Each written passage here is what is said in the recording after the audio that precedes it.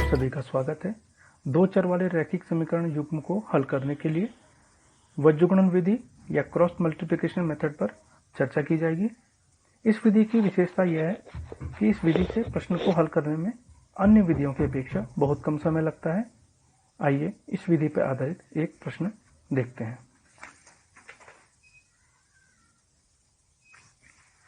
उदाहरण है 3x ऋण 7y बराबर ऋण 10 ऋण 2x धन y बराबर धन 3।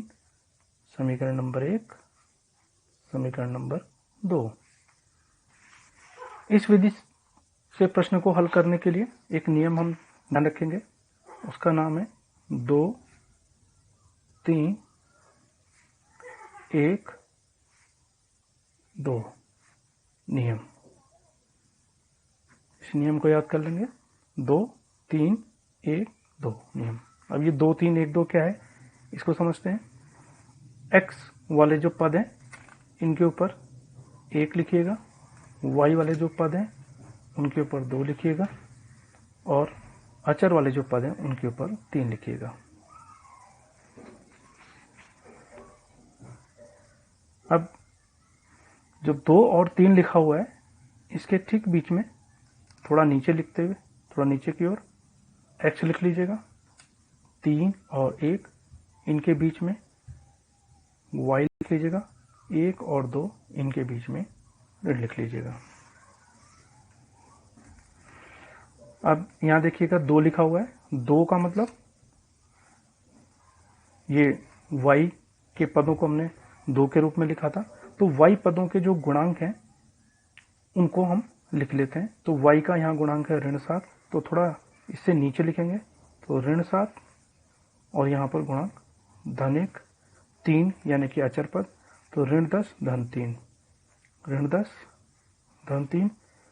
यहाँ पर देखिएगा 1 यानी कि x वाले पद, तो इनके गुणांक है धन 3 ऋण 2 धन 3 ऋण 2 और यहाँ पर 2 यानी कि y के पास ऋण 7 और धन 1।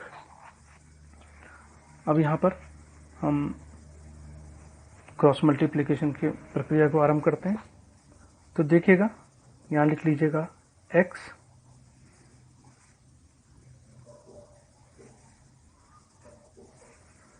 और यहाँ लिखिएगा y, यहाँ लिखिएगा -1।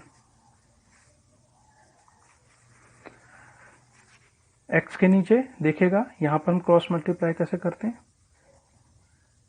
यहाँ x लिखा है तो x के दोनों तरफ वाले जो गुणांक होंगे, तो ये 7 ऋण 7 गुणा धन 3, बीच में ऋण का चिन्ह लगेगा, धन 1 गुणा ऋण 10।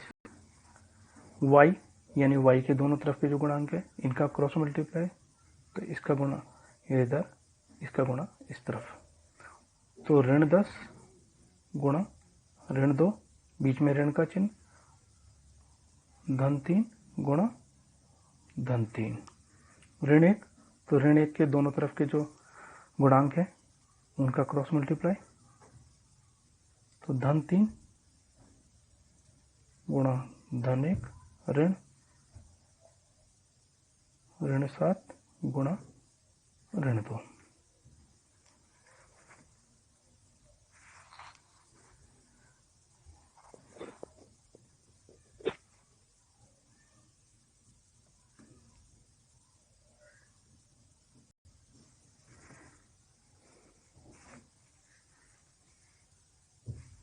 तो यहाँ देखेंगे इनका गुणा, ऋण 7 धन 3 तो ऋण 21।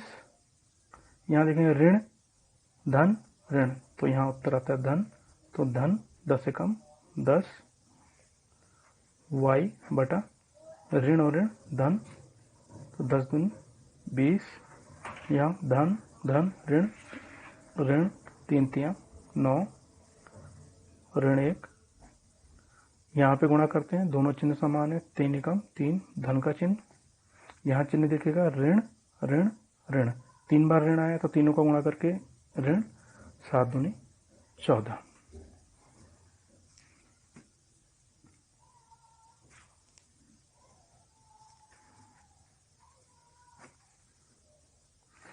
ऋण 21 धन 10, तो दोनों चिन्ह विपरीत हैं, घटेंगे। तो 21 में 10 गया 11, उत्तर में ऋण का चिन्ह, y बटा दोनों विपरीत चिन्ह घटेंगे। 20 में से 9 जाता है 11, तो यहाँ पर चिन्ह लगेगा धन, ऋण 1, यहाँ भी विपरीत चिन्ह है, दोनों आपस में घटेंगे। तो 14 में से 3 जाता है 11, उत्तर में ऋण का चिन्ह।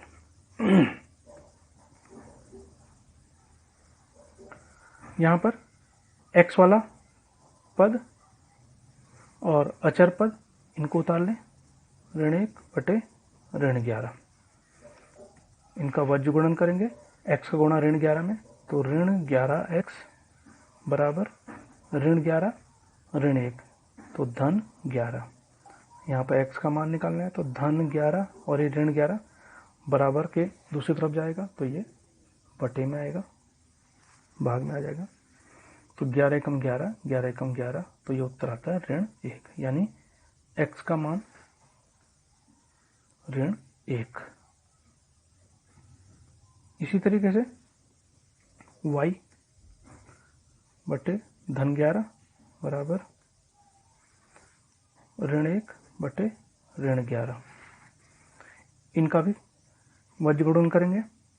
y गुणा ऋण 11, तो ऋण 11 y बराबर धन 11 और ऋण 1, तो ऋण 11, y का गुणांक ऋण 11, इसको हम दूसरी तरफ पहुंचाते हैं, तो ऋण 11 बटे ऋण 11, ऋण से ऋण कटा, 11 एकम 11, 11 एकम 11, तो यह आता है धन 1, तो y का मान आता है धन 1। इस प्रकार से हमारे दोनों चरों के मान आ गए, x बराबर ऋण 1 और y बराबर धन 1। वज्र गुणन विधि से इस प्रकार से बहुत कम समय में हम प्रश्न को हल कर सकते हैं। बहुत बहुत धन्यवाद।